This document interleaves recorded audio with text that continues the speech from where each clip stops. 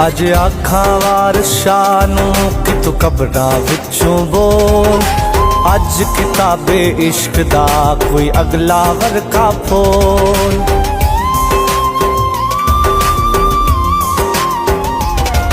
अज आखां वारशां नूं कि तू कबरां विचों बोल। अज किताबे इश्क दा कोई अगला वर्का फोल। एक रोई सिधी पंजाब दी तू लिख लिख मारे वैन।